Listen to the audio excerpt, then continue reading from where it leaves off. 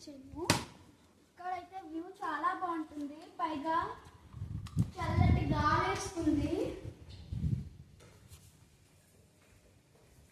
చూడండి దుర్గమ్మ ఎంత అందంగా ఉందో. ఇక్కడ ఈ మందిరం అయితే నవరాత్రులకే ఓపెన్ అవుతుందన్నమాట, ఇంకెప్పుడు ఓపెన్ అవ్వదు. అందుకే ఇప్పుడు మూసుకొని ఉంది మందిరము. ఇక్కడ 9 దీపాలు మా అమ్మ వెలిగిస్తానని మొక్కుంది, అలా 3 దీపాలే నేను వెలిగించాను. ఇంకా గణేష్ దేవుడు విగ్రహం చూడండి ఎంత బాగుందో కదా. ప్రదక్షిణలు అయితే మా వైపు ప్రసాదం ఇప్పుడు నవ్వుతున్నాను అదే.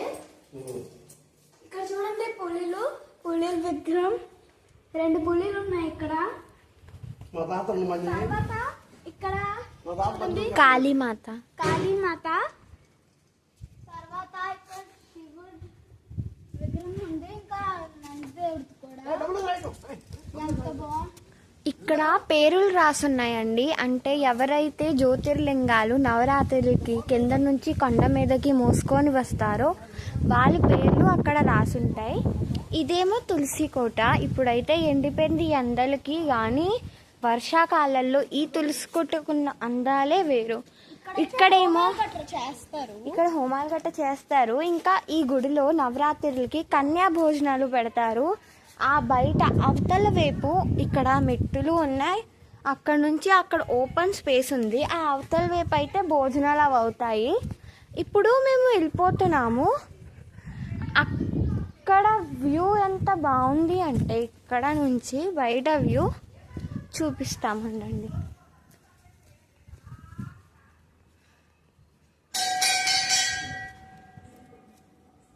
ఇప్పుడైతే నేను ఎక్కుతున్నాను.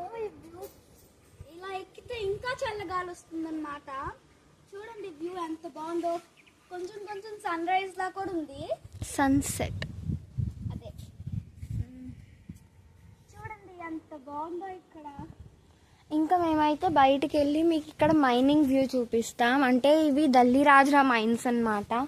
ఇక్కడ కొండల్ని అలా మైన్ చేసి చాలా పెద్ద కొండలు ఉండేవి.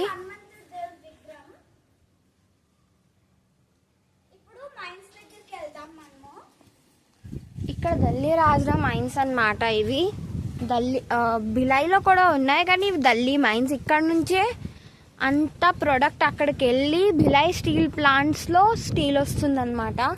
అక్కడ దూరంగా ఒక క్రెయిన్ కనబడుతుందా మీకు?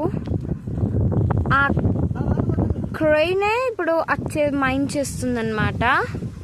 ఈ క్రెయిన్ మాల్లో